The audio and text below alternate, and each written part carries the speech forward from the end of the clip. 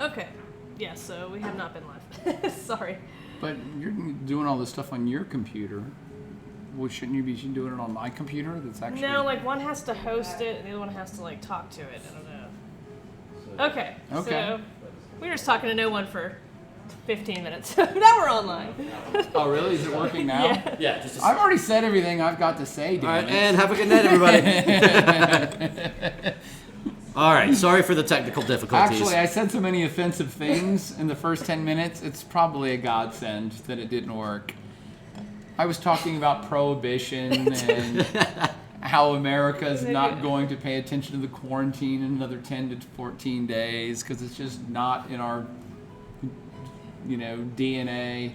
And I went off on this great spiel about how my fascination with this current crisis is not about the disease itself, but about how I think that the case rates of this pandemic are really tied more to politics and individual human rights and liberties than the disease itself, meaning it's no big surprise to me that COVID has spread so much faster and more prolifically in the Western democracies because we're not used to having a government saying, quarantine, no one can go outside or we'll shoot you in the head. I mean, China can do that and they contain things fairly quickly, but you can't pull that in Western societies.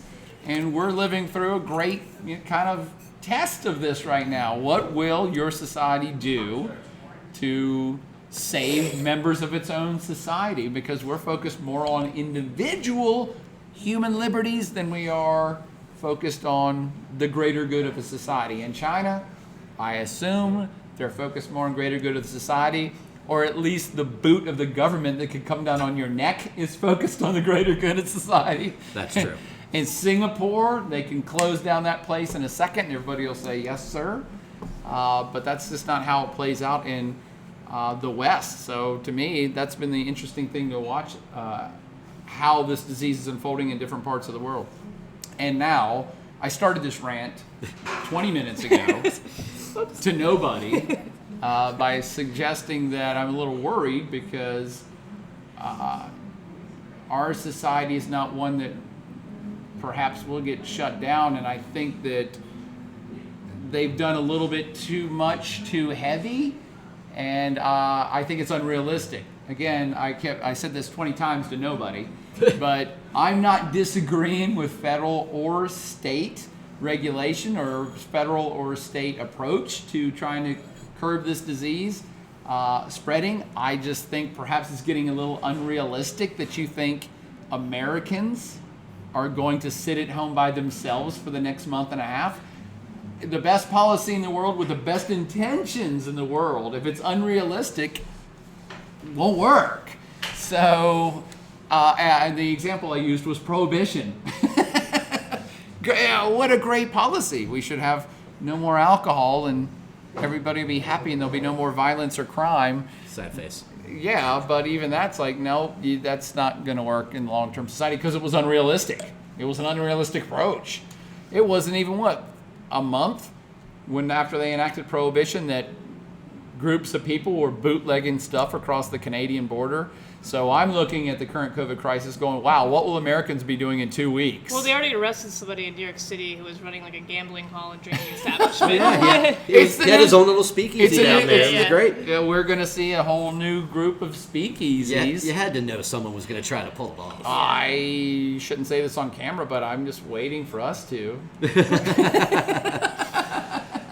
I think this is also a great time in the world for all the introverts. This is the best. My wife right here, that's her face. She's just sitting back there by herself, drinking wine and crocheting, which, let's be honest, that's what she does best. I'm sure she does other things better. Come on, maybe. Come on now. But she's crushing it right now, though. But we're here for you, and we were shouting out names. This is when we knew that we weren't streaming live because we started shouting out the names of all the people who were out there watching and nobody was replying. We were very sad. And we said, the Mitchells are out there. Hey. And Sean and Matt were out there. And who else? Dr. Steve. Dr. Steve Jacobs was out there. Did all these people now since give up since we were? No, they're all here. They're okay. like, finally. I'm like, oh, sorry. They were good. They Kimberly waited. Nelly is out there. Yeah. And somebody from DC, Jennifer in DC. Yep. So welcome, all of you all. Actually, we never even officially launched it because Yeah. we launched it in the dark. Welcome to our second Blacksburg Wine Lab virtual happy hour. There it with is. this cool ass old school microphone now. Look at this. Yeah. I feel like I'm a 1920s broadcaster. Does have the fit. Oh, the humanity. The humanity. Yeah, so we are sipping on Paso Robles wines simply because we have a bunch of them. Pre-crisis, we had chosen Paso Robles, California as our wine region du jour for the month.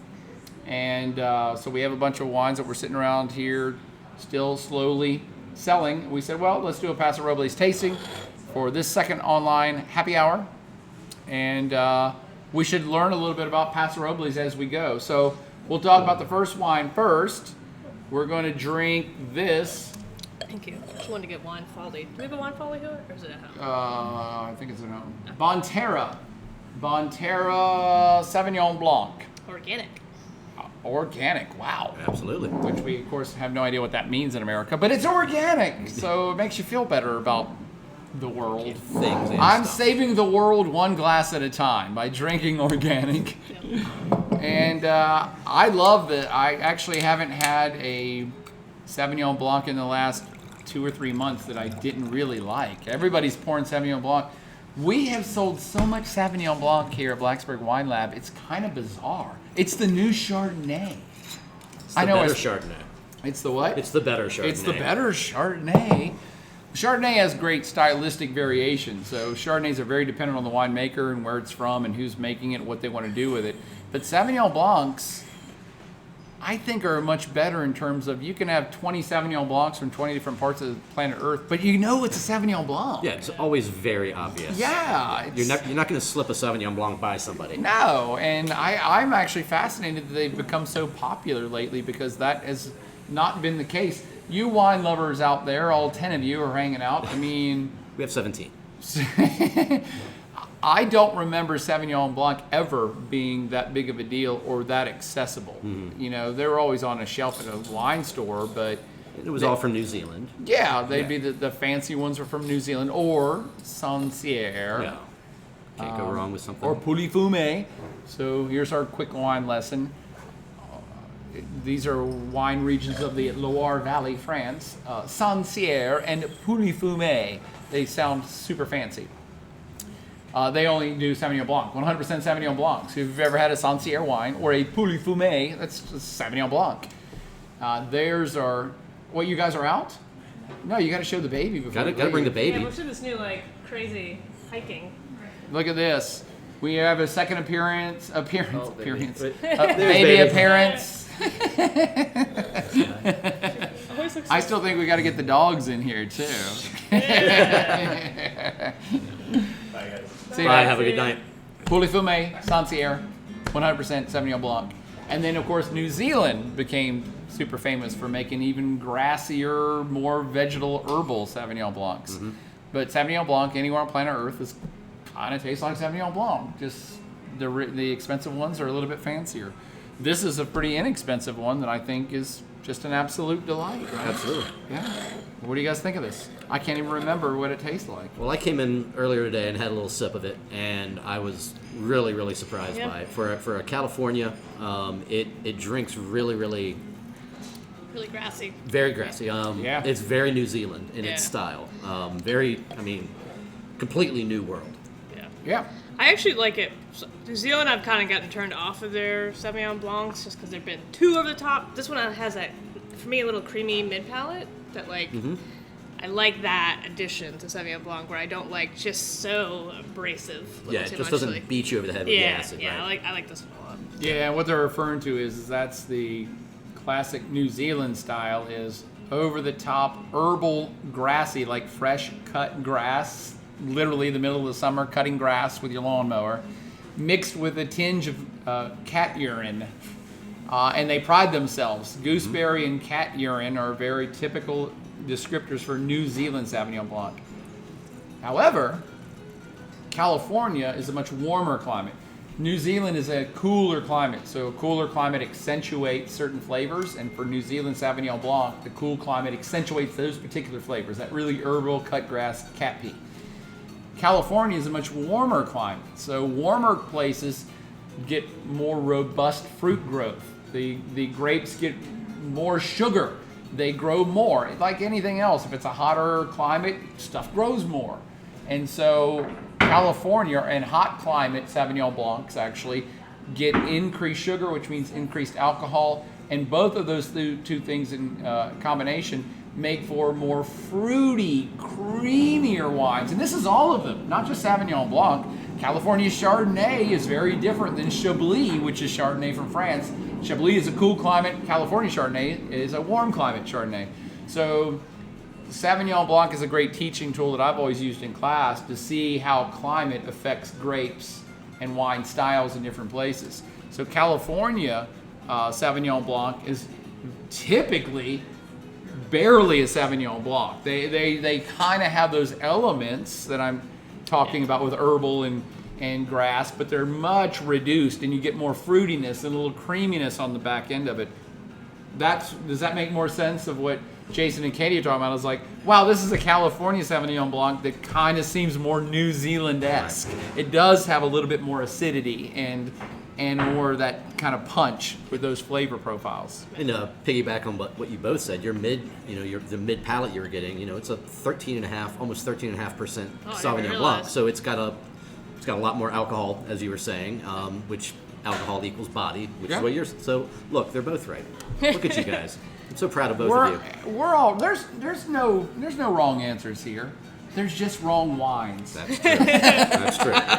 My mother just called me out for looking at my phone while you were talking on the Oh, good job, Ma. I know. Katie's mom in Boston is watching. Hi. Hey, Boston. I was just quickly sharing the stream to Twitter because we forgot to hit that platform up. So here. But thanks, Mom.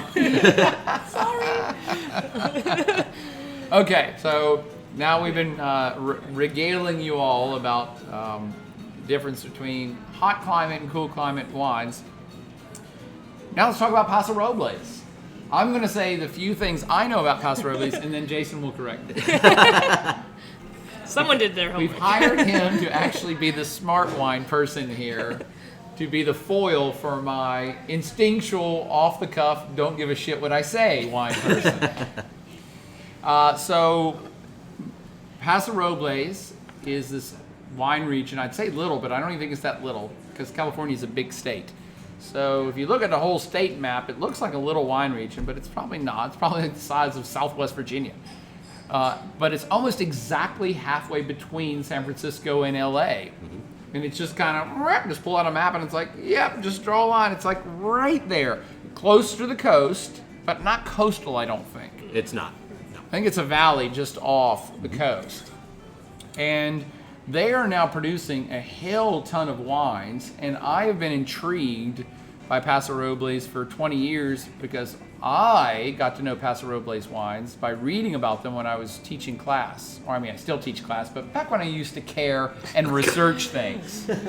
So I would try to understand these names I was hearing, and I distinctly remember, say 15 years ago, that Paso Robles, a winery in Paso Robles had won Wine Spectator Wine of the Year award, but not once, but I think 2 years in a row. And to date, I still haven't figured out who that was. I just need to go look it up. I just haven't done it yet. But and the reason they got famous in my mind as an old person was because they were doing Rhone varieties. So they were big on Grenache, Syrah, Mourvedre, and they were actually called, the winemakers that were focusing on Rhone, that's Rhone, France, the Rhone Valley region of France, that does GSM blends, Grenache, Syrah, Mourvedres, things like Chateauneuf-du-Pape, all of those areas focus on Grenache, Syrah, Mourvedre. And I started to understand Paso Robles because of these famous winemakers who were nicknamed the Rhone Rangers because they were planting those varieties in Paso Robles back in the day and trying to make wines similar to Rhone style wines.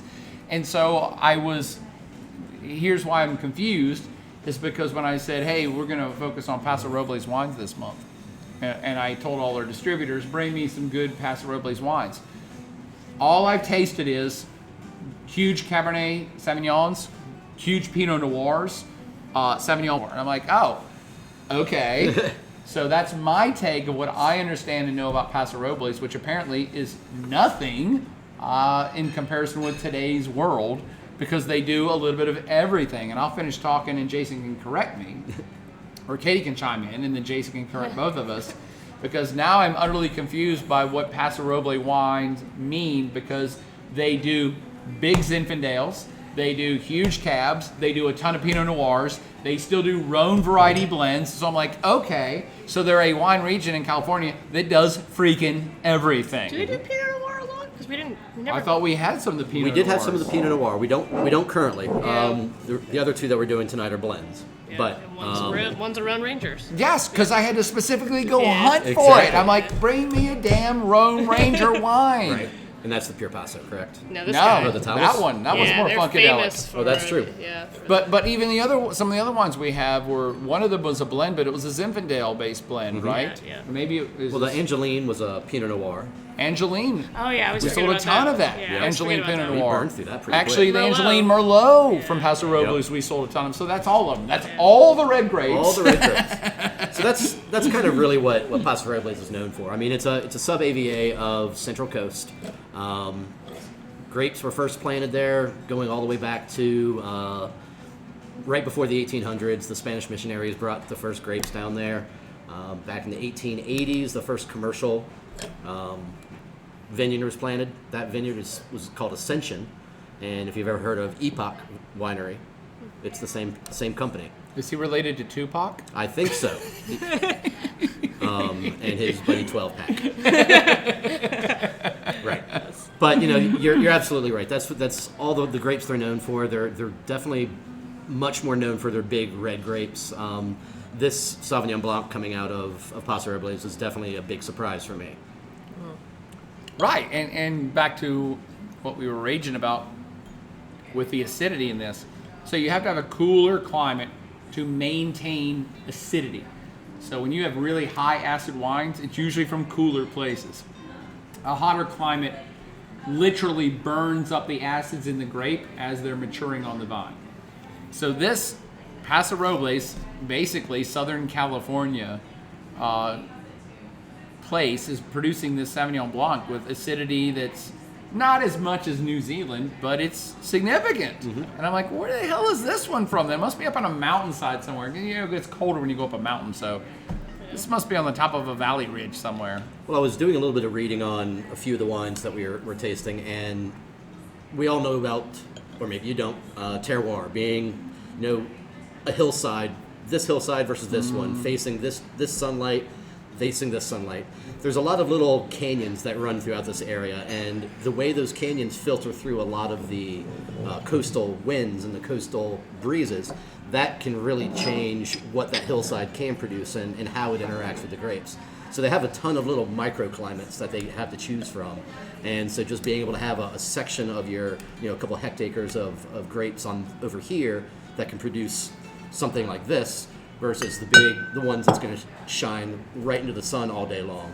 Yeah, And produce one of the big reds. that could be it. Bontero, they trim their grapes a lot, or their vines a lot, to try to make sure that they have a lot of the big leaves hanging over the grape clusters themselves as well.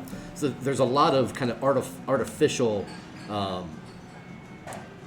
growth that they do to be able to have the grapes be able to withstand some of the hot temperatures they get out there. I mean, a couple years ago, they had 115 degree weather for 2-3 weeks straight. Wow. It was Yeah, great for the red grapes, Right, but not so much for the Sauvignon Blanc. which is exactly why I brought this up. I'm like, how they get this much acid out of the Sauvignon Blanc? That place is hot. yeah.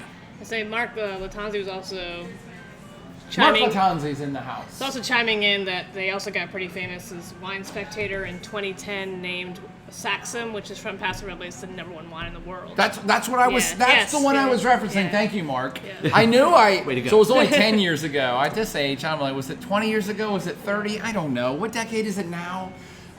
Thank you, Mark. I knew it. I knew that was a big deal. That it was a Paso Robles winery. That's what was stuck in my brain. You know, you have markers in your brain that remember certain things, and then you attach other things to that. And that. So my initial marker for Paso Robles was, wow, they do Rhone varieties, and they do them so well. It's wine of the year or wine of the world of the year for 2010. And then Thank you, Mark. 2013, Wine Enthusiasts gave it like best region, region of the wine region of the year. It was 2013. Wine region of the year, yes. For the United States or for... It just said wine region of the year. So Wine Spectators for the whole world. Wine so Enthusiasts. Wine Wow. Enthusiasts did. I think it's for the world. Yeah. Right, and so I must have read that article, and I'm like, oh yeah. And again, it's killing me because the distributors I'm dealing with are like, we don't know what you're talking about. What do you mean Rhone varieties? We have Cab. Even though fiction, we should go get the fiction. We sold the hell out of the fiction. Love that one. Which is a Paso Robles wine that we had on by the glass as we started the month. And it is a blend, and I think it's the one that's a Zinfandel-based blend. And I'm like, I have no idea what this is. I'm like, no, this is all the rage. This is what Paso Robles does. And I'm like, damn, I don't know if there's any other... Sorry I get excited about things like this. This is how I teach stuff. But I'm fascinated with this Paso Robles story because I don't think there's any other wine region on the planet, at least I don't know about it, that pretty much is changing its profile every 10 years of what it's famous for. Yeah. That's very atypical. You know, you get famous because you do one thing very good. And in the case of Europe, you do that one thing very good for 500 years. And Paso Robles is like, well, yeah, we used to do Rhone varieties really great. We were #1 in the world. Now we do Cabernet and Pinot. It's like, wait, how is that even possible? Right. Has anybody thought to do an article about how Paso Robles is evolving so rapidly? They're getting famous on multiple levels. Because I just watched a documentary last week called Tin City. Tin City, exactly as it sounds. Oh, we saw it on Prime. It just popped up. Tin City, Tin, and Tin City is basically.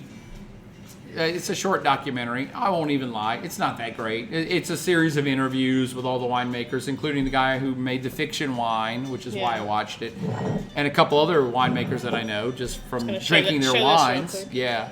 So Tin City is this short little 70, 80 minute documentary.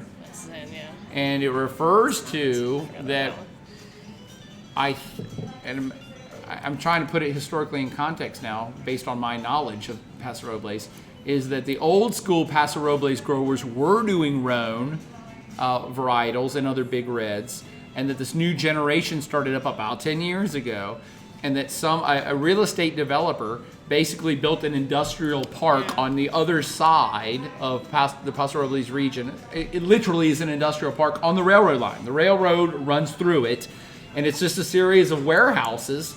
And they started cultivating like craft brewers to come there and craft distilleries and wineries. So all these people they're making wine there. It's not just a tasting room. They're going to get the fruit from the fields in Paso Robles, and there's now, I don't know, 6, 7, 8, 10, 20 wineries in this little industrial park. And they get all their fruit out in the fields, and they all bring it there, and they're all sharing equipment, and it's like a commune/community. But there's also cider makers there and beer makers there. And people are like, wow, it's become, in 10 years, Tin City has become a destination. So instead of doing the classic tour of Napa Valley or Sonoma Valley, where you get on a train or a bus or a limo, and you go to this winery and get drunk, and then you go to that winery and get drunk, and you go to another winery and get drunk.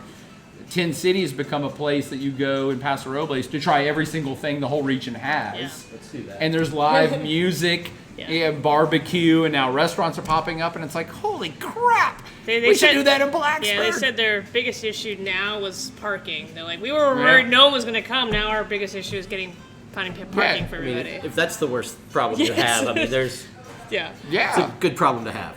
Yeah, and I look at all the breweries that are popping up in our town, and I'm like, wait a minute, are they taking their playbook from Tin City here? We suddenly have like 5 breweries in our town, but they're around town, not concentrated. Right. Anyway, I brought that up just because of my knowledge of Paso Robles. Like, I think that the Tin City growers, were not rebelling against the old school Paso Robles growers, but the old school was doing different things and focusing on different varieties.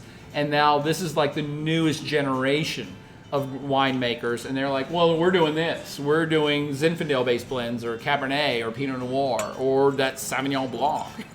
So, what are we supposed to drink now? You have another bottle down there. Just hand it over, and I'll open it up for you. And here's the other one, by the way, not part of Tin City, but one we have open right now is, it's way too shiny. Let me put it even closer. Paso Robles J. Loire was the words I was trying to get you to see. So J. Loire, which most of you have seen in the supermarkets, it's not all their line, but parts of their line are Paso Robles. Mm-hmm. Yeah. So I think the J. Loire Pinot, I think is Paso Robles, and this J. Loire blend called Pure Paso, obviously, is from Paso Robles. I don't think J. Loire is in Tin City. Tin City is mostly small to medium scale producers, really small production numbers, and really craft wineries, craft breweries, craft distilleries, which makes it fun. Yeah.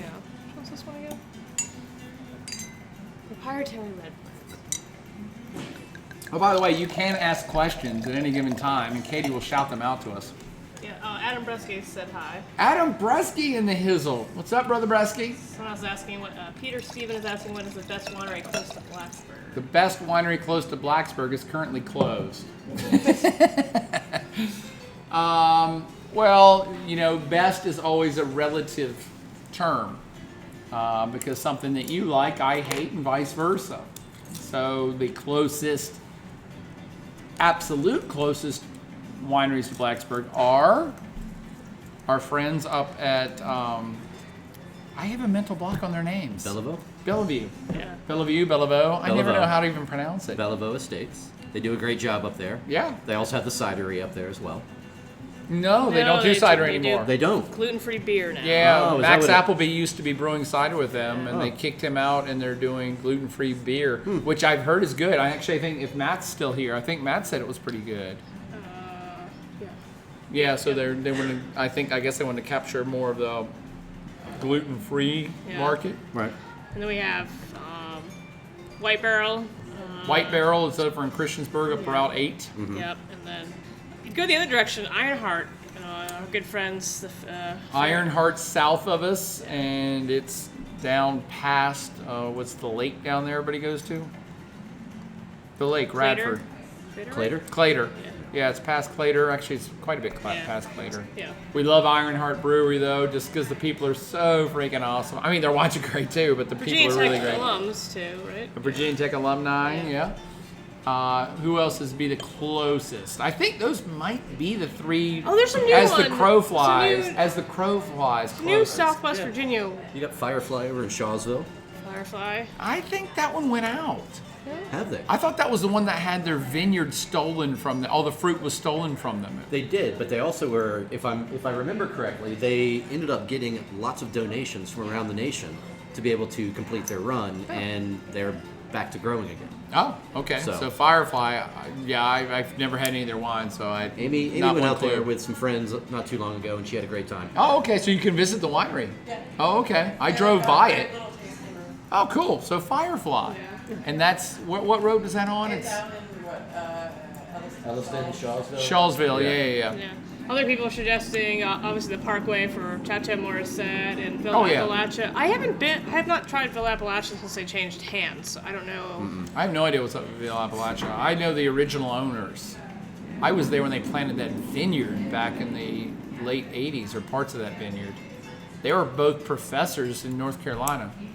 I want to say they both worked at UNC. I think they were medical researchers at UNC. I could be getting my facts wrong, but they were super professional people who just loved wine and didn't even start a winery in North Carolina. They started in Virginia. But they have since sold the property, so I have no idea what's even up to their wines now. I can't even remember the last time I even saw a Villa Appalachia wine.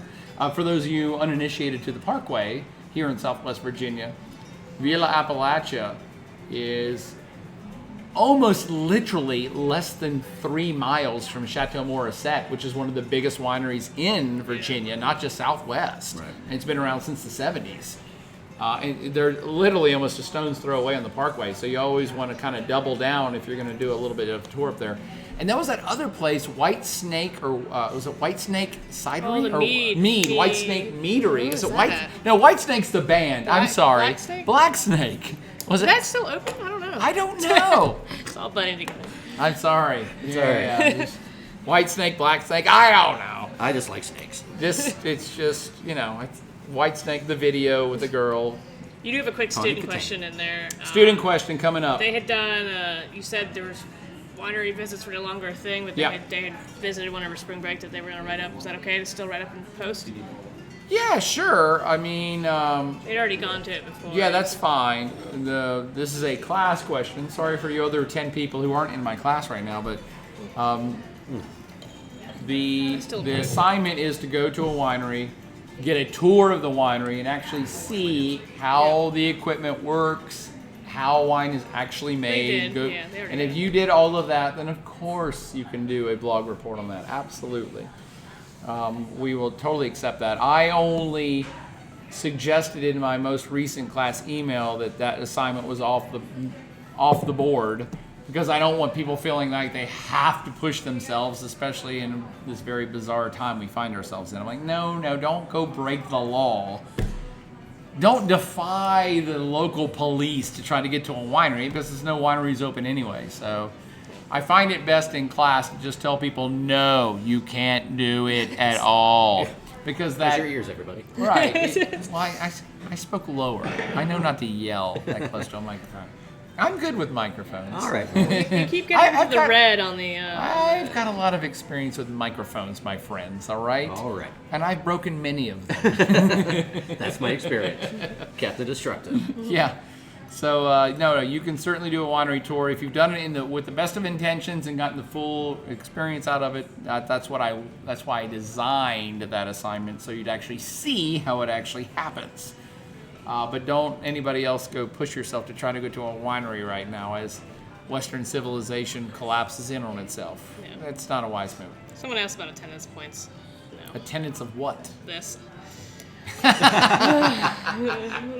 The laziest points you ever got. Somebody always asks. By the way, you're probably watching.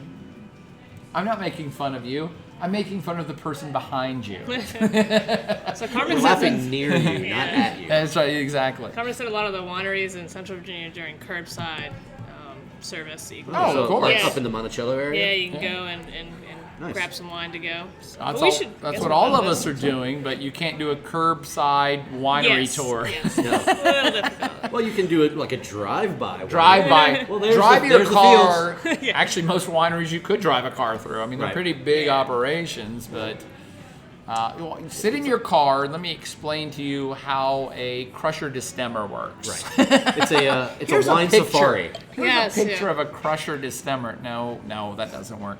All right, what are we drinking now? Next thing, we talked a little bit about the J. Lore, the Pure Paso. This is their one of their best red blends that they do. It is very, very, very much what he was talking about. Very Rhone inspired.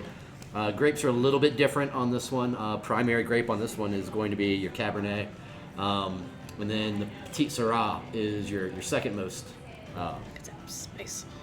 popular grape in there. And then it goes into some very weird things. I think the last two grapes were Petit Verdot and Malbec, and if I remember correctly, it was 0.5% each, which I think is a little fun and silly, but you know, I guess 0.5% can make a huge difference. Well, yeah, it can.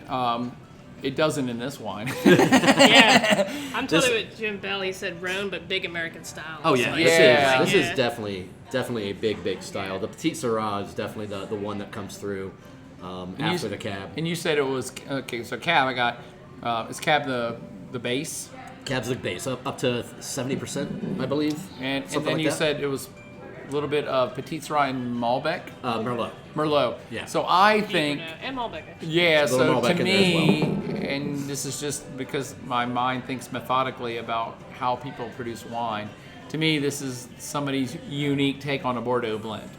So this is a passe kind of Bordeaux blend, but it's not, because it's mostly Cab. But to me, when you said it has like 0.5% of Malbec, I'm like, or Merlot, why would you do that? Oh, so that you can say that you've got at least 3 or 4 of the Bordeaux blend varieties in there. And I get the candiness out of this that I talked about last week. And I'm like, most Americans really love the candiness that I get. I talk about a fruity candy flavor, a fruity candiness on a lot of California reds that most Americans love. And the California wine industry is the biggest in America, with no close second. So a lot of folks like that flavor. I'm indifferent to it.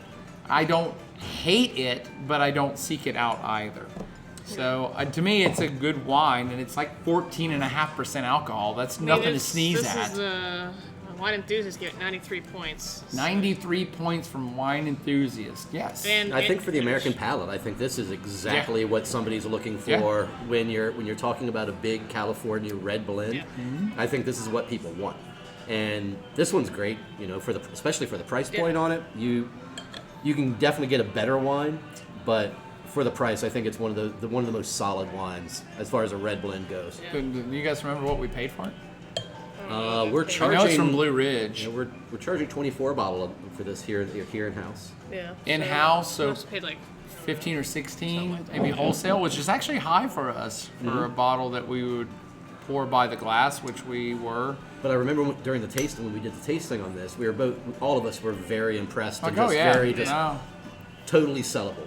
Wildly accessible. I just, incredibly crushable. Yeah, I just really love their pairing notes in the back. They're like, pair it with a tri-tip and fennel. You're like, Tri-tip? What's that mean? Tri-tip's a steak. Yes. It's a cut of meat.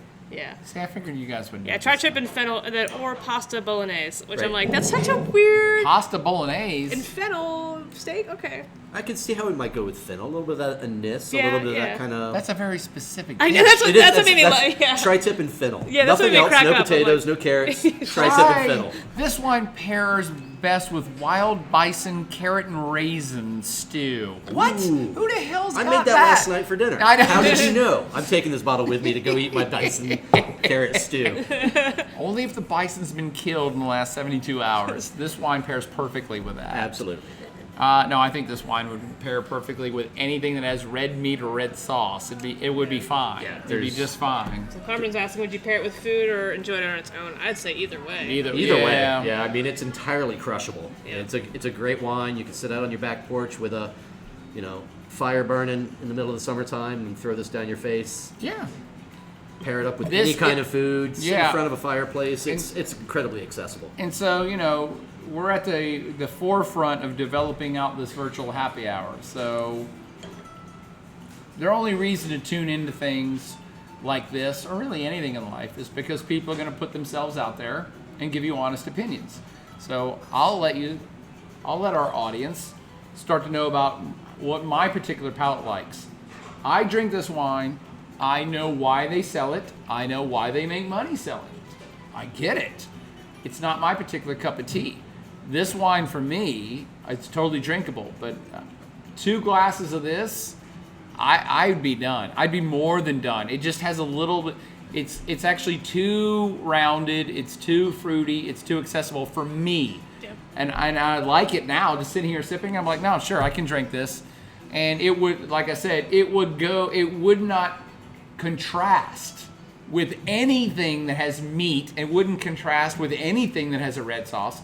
But I don't think it would necessarily elevate a great steak. I don't know that this would elevate a really good pasta bolognese. Yeah.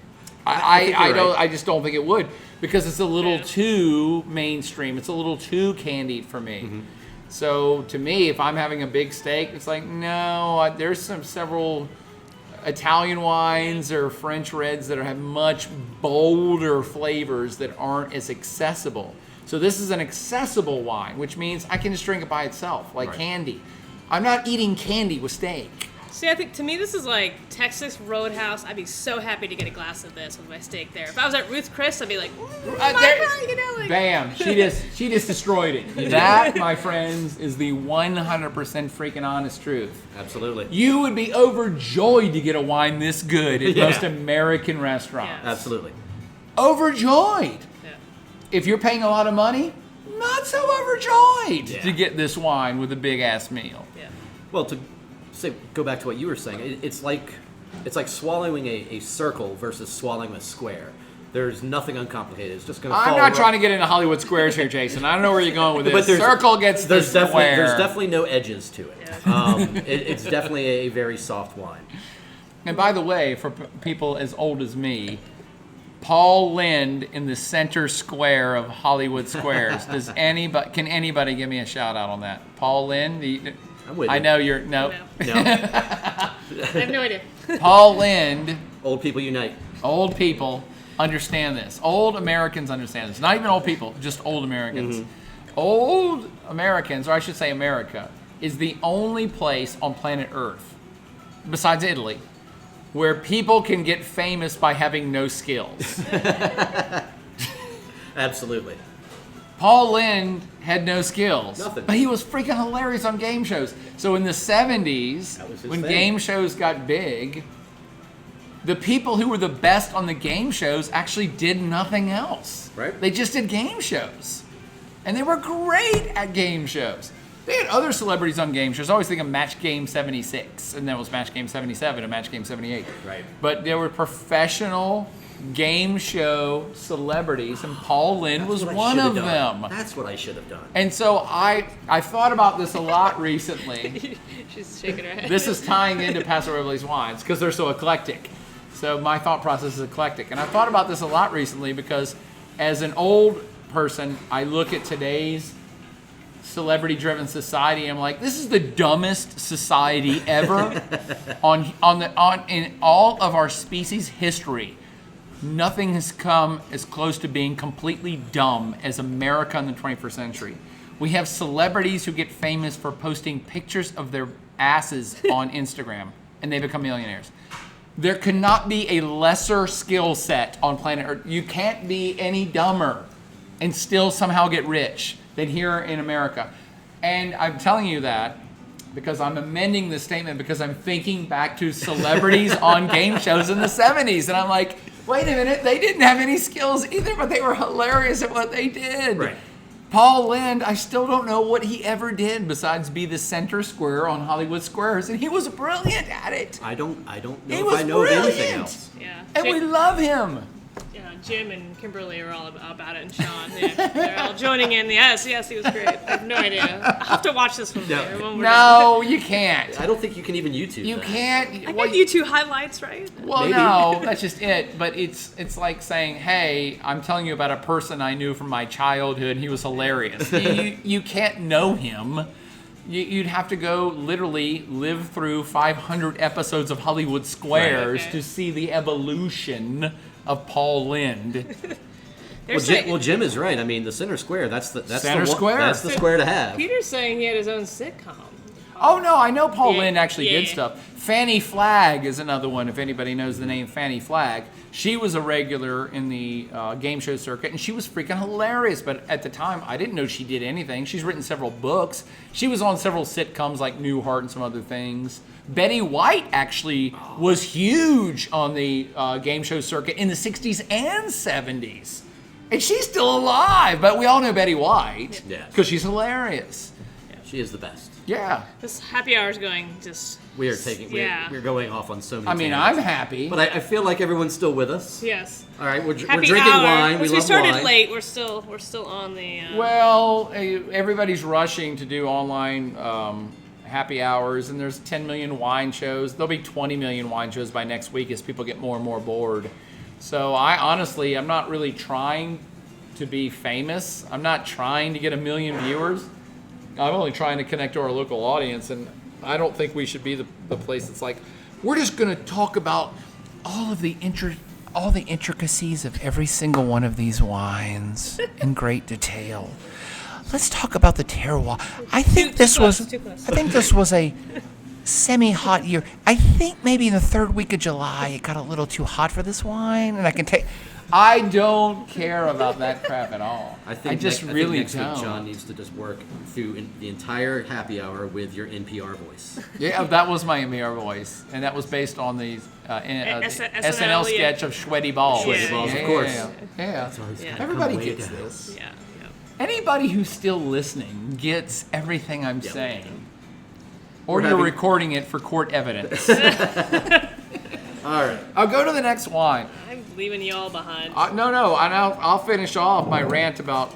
I was only trying to get personal. See, I went to Hollywood Squares because I was trying to get personal with people to build up viewer confidence on my palate, and you two should do the same. So people should know what you like. Any other rating system, you should know the people who are talking to you about wine. You should know what they like because that influences how you understand what they say.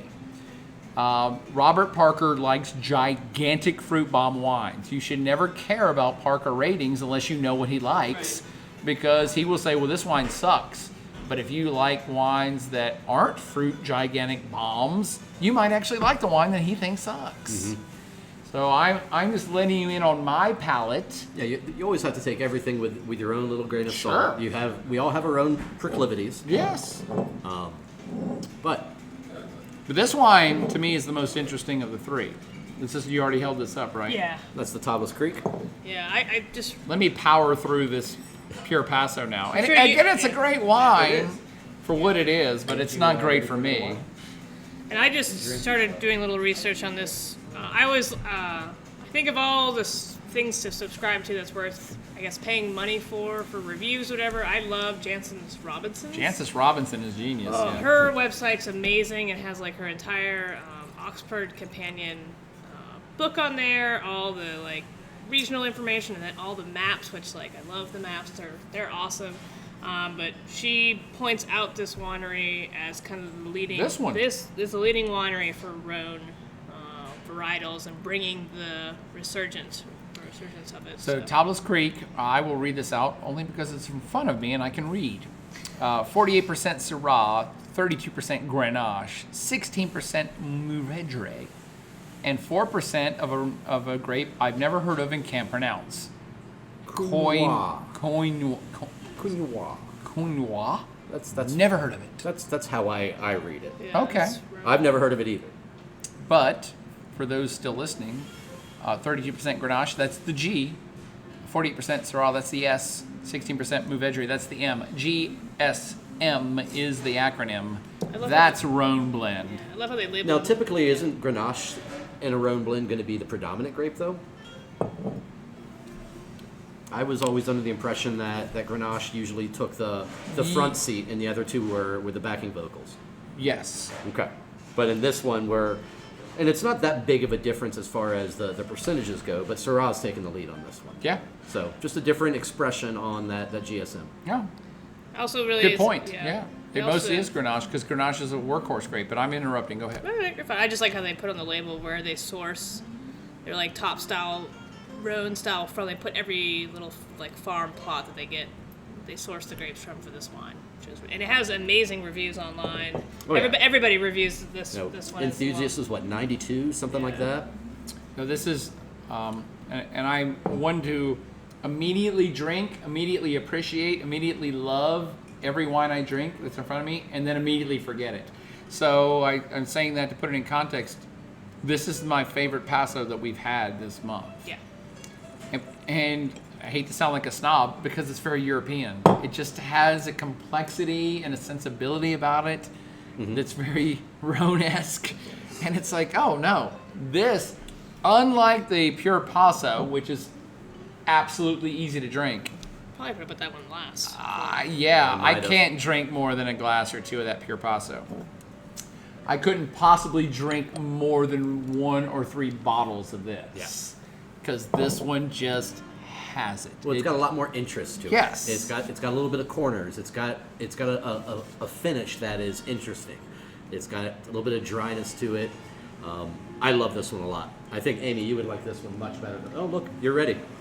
I just realized we haven't been describing the wines I'm at getting all. a lot of almost like blueberry. Yeah. Yeah, I get like a lot of blueberry and almost like I say lavender. Like I don't know. I'm getting like really unique. Yeah, it's one of those that's hard to pinpoint the profile on the aromas because it's so many things happening, but they're happening so subtly and they're so integrated, you can't just pick on one.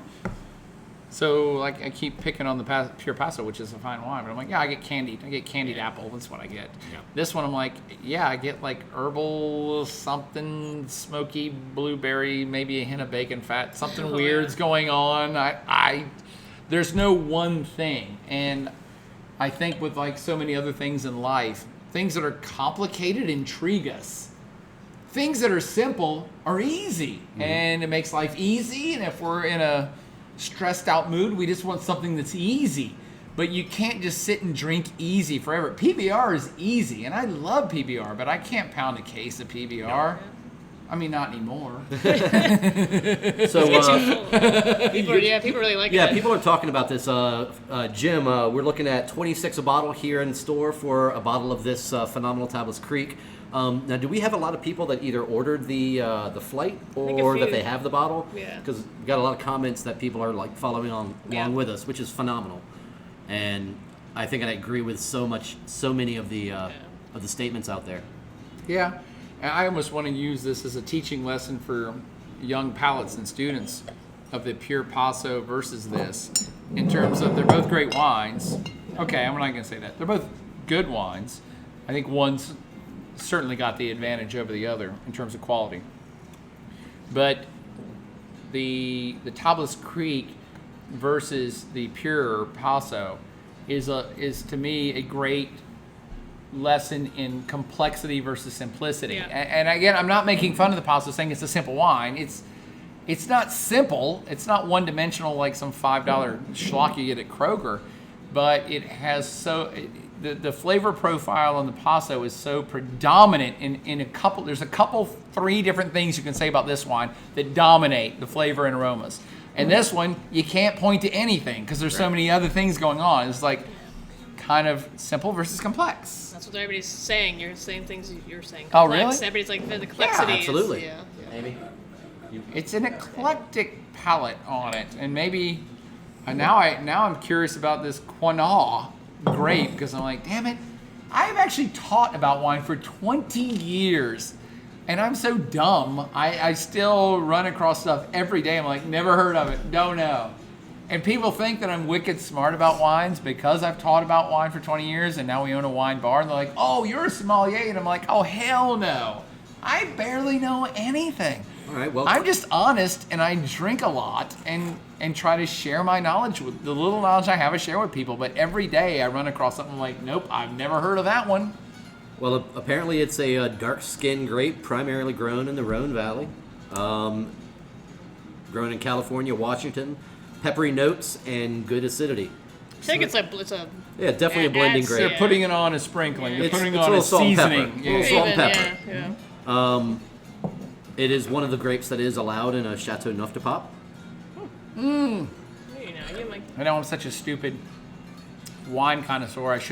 I should know all 13 All allowed 13 of them, grapes in yeah. Chateau Neuf Pop.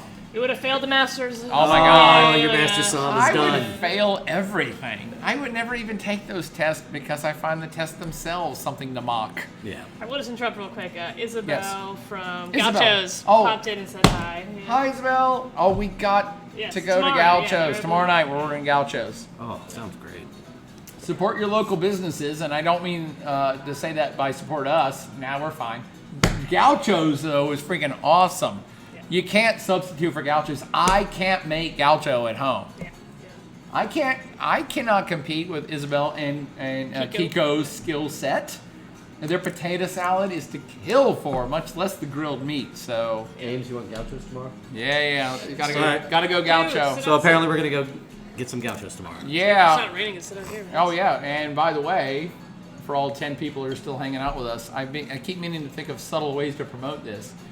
But our back patio is so gorgeous. Yeah. And it's a, A little sunken. cloistered little area here in town. with quo, if you umbrellas would. and seats and chairs, and even a lounge area with couches. If any of you want to just bring your dinner and come sit out there, you can access it through the back door through where Five Guys used to be. We don't even have to be open. I just kind of want to come sit on the back patio. Yeah, especially the sun setting, it's really pretty. Yeah. Oh yeah, absolutely.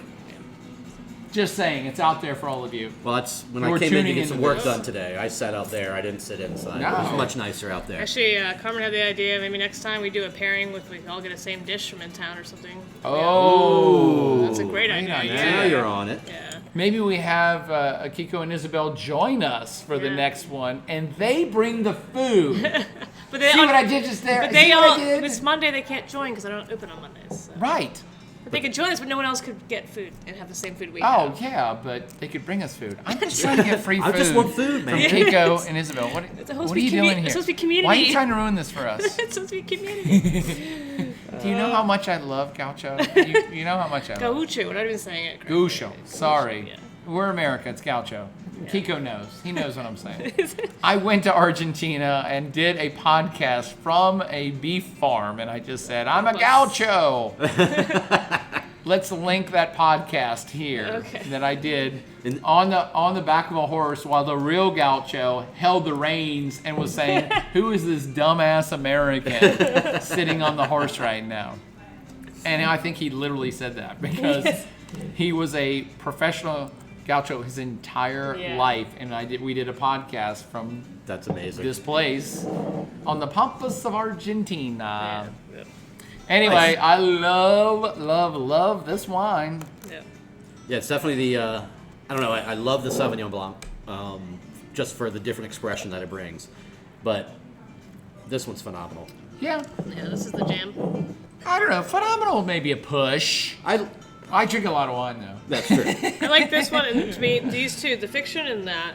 Fiction. These two are my favorite. Fiction and the Topless Creek are the, I think, most skill set driven wines. Oh, and Justin, you I can mean. tell Well, that Justin, people sure.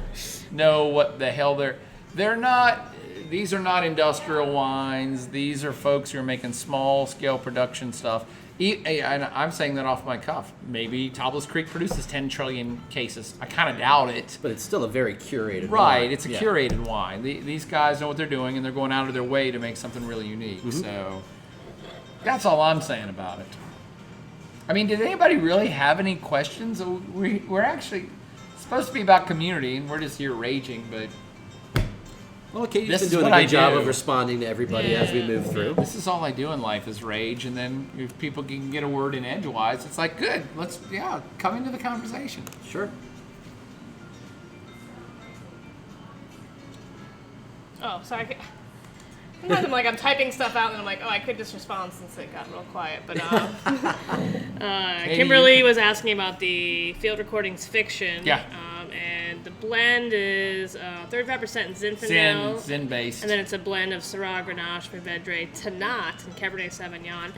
To me, this is even this is Rhone. This is almost like a little bit more Bordeaux. It has I know it's big, but it has more acidity to me than this one even has. But maybe that's just me. I don't know. What do you guys think? Katie is actually a super taster. She won't admit to this, but she I don't is. think so. We're going to, with help from you, with your donations, we're going to put Katie through the Master Sommelier program. No. Please call in now. Operators are standing by. Oh, we have a call. Yes, we can get that done. Thank you very much. Look, first one, you're well on your way. Go team. We do have a question about the mid palate that you referenced earlier.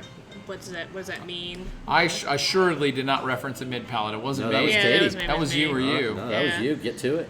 Oh, I mean, just for me, it's that's why you always sip a wine usually at least twice to get your actual. Because that first time you're like, oh, this is different, and that first hit of the wine is kind of your initial flavorings, and then for me, it's what's not that lingers, but what do you get after that initial of I said mid palate on the Sauvignon Blanc, yeah, right? Sauvignon Blanc. It's I get that grassy and acidic right up front, and then I get it hits me next. It's kind of like the second second flavors that hit you. For me, mid palate's almost more of texture wise is what I kind of think of mid palate, and I get either creamy or like with some acidity or fullness is like the mid, and then the end palate is like the finish. It's where flavor lingers with you. Is it pepper? Is it acidity? Is it brightness? Is it creaminess? Like what final flavor do you finish with? And then it's always, how long does it last? Is it, oh, I got the oh, it's gone, or is it, man, I'm still tasting this one. My last sip was like a minute ago, and that's what great finish is about. Huge great wines always have a great finish. Yeah. It's kind of like movies you love. If you can love a movie, and if it doesn't end well, you're like, screw that movie. This movie sucked. And wine is even more like that, because if you have a wine that just keeps going, it's hard to get away from that. And most wines have a average to less than average finish, so everything's kind of right in the middle. Yeah. The way I think about palates is the front of the palate, tip of the tongue, is your first inclination of anything, food, wine, anything. So your first hit when you get in your mouth is it sweet? Is it sour? Is it hot? Is it acidic? What is the flavor that's like wham that gets you? Is it salty? Those are the flavors like wham. That's the front. The mid palate is where you get more of the complexities of like, oh, I'm getting fruit, I'm getting blueberry, I'm getting raspberry, I'm getting herbal, I'm getting this, I'm getting that. Here's where things are happening, and I'm getting some texture.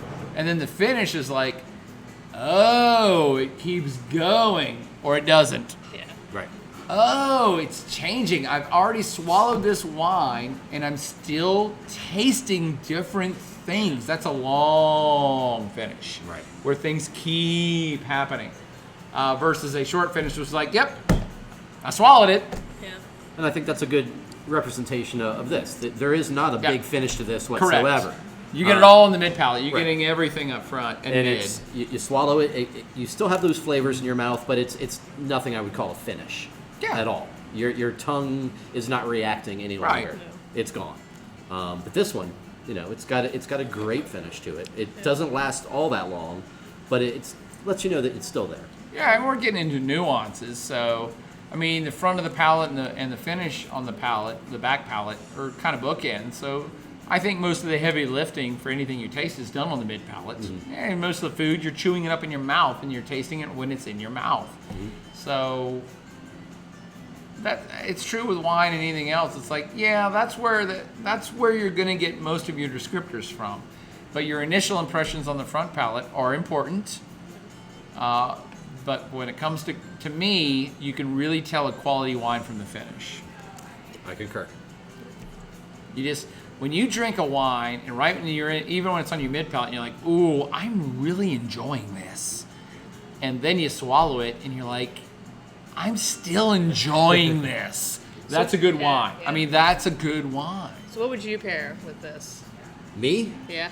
Oh, this one, I think you could do just about any kind of, just like the pure Paso. I think you go with any kind of red meat you would be okay with. But I think you can expand upon that. I think eggplant parmesan would go very, very well with this. Oh, good call, brother. I mean, Damn. you've got those vegetal notes that I think would play well with each other. A little bit of meatiness to the eggplant, but Dude, I can't one up that. I'd slap a steak against it as well. Yes, I'm thinking maybe a little like brisket barbecue, something that's been like a little smoky. Might be kind of fun with it. I don't know. I could be all right with that. Yeah, maybe like a little brisket. Barbecue. Not even like the sweet barbecue, like more like the dry. No, Yeah, Yeah, definitely yeah, got to be yeah. Texas barbecue. Yeah, that. More earthy, meaty barbecue. Yeah, perfect. pretty good. Not sweet or sour. Spinach lasagna. Good job, Jim. I think that'd work out well too. Jim, good call. Question is, are you eating it currently, or are you suggesting? Because Or are you sharing? Because I haven't eaten dinner yet, so spinach lasagna sounds great right now. Well, perfect. We haven't eaten dinner yet either, have Yeah, we? we have that chicken we got. So. But we did drink wine though, so Yes. that made for a decent evening. Oh, I haven't stopped drinking wine since COVID started. I've been drinking wine since it was first reported in China in December, every day, just in case. I'm You were trying probably to. drinking it every day before that though, yeah? Well, I was trying to make a point, but thanks. For Hey, you're the one that's been sick every day without COVID. No COVID sick, no. Had a little head cold for the past couple days, but it's all well and gone. I caught it from my wife. I caught it from my best friend. All right. So apparently our social distancing needs to get some improvement. But no COVID, just a little stuffy nose. No, not even something I'd call a sickness. I didn't even think about it till just this moment, but how miserable must it be during this current pandemic to actually be sick and suffering with anything else? Yeah. It's like, oh, I've got this really rare disease and I'm dying. Who cares? It's not COVID. Get out of here. Stay 6 feet away from me, loser. Yeah. But I'm really... But I have a thing. No, really, because ordinarily people would come out of the woodwork. Americans, for all our faults, are really charitable, generous people. Yeah. So anytime you're like, oh, somebody has this rare disease in your community, people come out of the woodwork to help and bring food. But not and if now it- it's like, nope, Nope. you're on your Yeah. own. People who are dying of any other disease. I broke my leg. Nobody cares. Nobody cares Shut about up. that. Shut But up. Carver just mentioned that allergy season and COVID. Yes. And I feel the same way. Like I sneezed in Kroger, and people are like, I was like, no, it's allergies. I'm really like, Right. it's allergies. Like I'm really sorry. I mean, we did have a lot of weather coming through, a lot of blow up. I think the allergies probably had, or the pollen had a lot Yeah, to my do with gosh, the yeah. stuffy head. But nevertheless, I'm really relying on wine and whiskey That's to make sure that the COVID stays away. that's right. You got to keep it flowing through the veins. Absolutely, You got to Alcohol is an embolden the antiseptic. system. it's an antiseptic. I'm gonna wash, drink. We always say it's an antiseptic as a joke, and because of course it's not killing anything in your bloodstream. But I do think that people that drink on a regular basis, I know their stress levels are lower, but I gotta feel like, and I have felt this every day since the COVID crisis occurred. So I drink every single day. I think most of you know this. And every single morning, I wake up in my life for decades going, God, I feel like crap. I drank so much last night. But now it makes me feel better because I wake up going, man, I feel like crap. I wonder if COVID. No, I don't. I just drank last He just night. drank. This is average. I think our systems are built for it. It's like, no, of course I'm not sick. Right. This is just another day in my life. Absolutely. And I'm not going to feel any better until like 1 or 2 o'clock in the afternoon. And I can't remember who said this quote, but I've shared this with so many people who then say, that's a great quote, I'm going to share it. But I always feel, this is not from me originally, but it's a great quote. I always feel bad for people that don't drink. Because when they wake up in the morning, that's the best they're going to feel all day. That's true. That's true. That's as good as it's going to get for them all day. Perfect. Jamie, just make sure Like, I oh my God! I have to eat food. I hope I before never get am my in that. first drink. Yeah. I hope I'm never in that situation in the morning. Morning's the worst part of the Absolutely. day. Absolutely. Just drink responsibly. Right? Absolutely. No. Well, Yeah. our happy hour is gone. Oh, really? A little while. Has it been an hour already? Well, we got a late start. Yeah, well, apparently we're talking to ourselves for 15 minutes. That's I'm okay. sorry. That's okay. It was that just was a practice. damn good 15 minutes. I'm Maybe really. it's- You guys I missed some really offended- good quotes. I almost offended so many people, but they weren't listening. Yeah. So. Well, Katie and I had like 3 minutes together. It was really magical before you came over Yeah. here. We're like, John's coming John's soon. over there. We're gonna talk for a few minutes. Everything's super great. But Well, we're done. all those folks that joined us tonight. Yeah. See, I'm he's a got smoker. It. No. He's got No, it. no. That's it. Just wanted to thank everyone for hanging out with us. This is a lot of fun for the three of us to do. Yeah. Cheers. I know. To I'm like, doing the, like, this. Distance I don't cheers. even Distance cheers. Oh, get out of here! Well, I need more wine God's then. sakes. Yes, there you go. I'm doing this every Monday night for the rest of my life. No, it sounds great. I mean, I really we'll don't- be back next week. Yeah. This is for the community. I just don't care if we have 10 trillion clicks or likes. I just like doing it for the handful of people that we can get together under these extraordinary circumstances, but I kind of want to keep doing it forever. What do Period. you think our theme for next week should be? Yeah, before we tune out, for you 10 people still here, what wine region or wine period or grape would you like us to talk about next week that we can just focus of the stuff that we'll be drinking here in-house? Yeah. give us a shout out. Yep. So do you want to kiss? I mean, Well, I still been it's a meaning- new month. We haven't picked a region. That Well, we're- there's no yeah. more there's no more regions. Barolos. Oh Yeah, no. let's just go straight to Barolos. Yeah, just right to it. Straight. Oh, I actually would, because I pissed off about Barolo. Barolo confuses. Ooh. Yeah. I still say Lesser we do known reason. Grenache. We still haven't done the Grenache podcast that you already built a script for. Yeah. Yeah, We could we do could. some Grenache. I might do it tomorrow, actually. What if we could like maybe even like pick a recipe that we all try to make, do some cooking or something that Oh, might there you go go. well. I don't know. Some. All Or right. or eat out at a local spot. Well, Pick people are some- suggesting. Oh, yeah. Montrestel. Australia. Monastrell. Yeah. All right. Grenache. Yes. Grenache. There's one of two ways you can go with focusing a wine show, and that is by a region or by a grape. And I like both. A little recipe idea. Oh, we like the recipes. Cool. Ooh. Portuguese. Yeah, we have a ton of Portuguese right now too. We have three. That's a ton for us. We have multiples of them. That's We have fine. Yeah. three Portuguese wines. But we which have is a lot of joke. them. Yeah, yeah. No, we have a case and a half of each. That's a lot for what our current.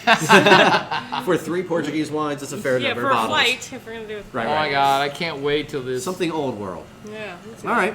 Yeah, we have any. Yeah. Well, let's bash around some ideas. Maybe we come up with a grape in the next couple of day or two, and then we think about some food pairings that we can pull together and kind of change this up a little bit and have some food and wine Yeah, I as we think it's work. supposed to get cold again, so maybe. Good. Yeah. Maybe like a stew or something, you know, Ooh. partake or something. I like that. Maybe get Kiko and Isabella here, or somebody else from the community who wants to join us at the table.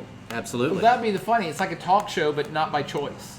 So it's a quarantine talk show. We can literally only have one person at a time here That's right. because it's the law. Absolutely. All right, thank you guys. Thanks, everybody. Party on. Have a great night. Cheers. Enjoy your week. Be safe. Love each other. Yes. Party on. I say do none of those things. Just drink. Party on.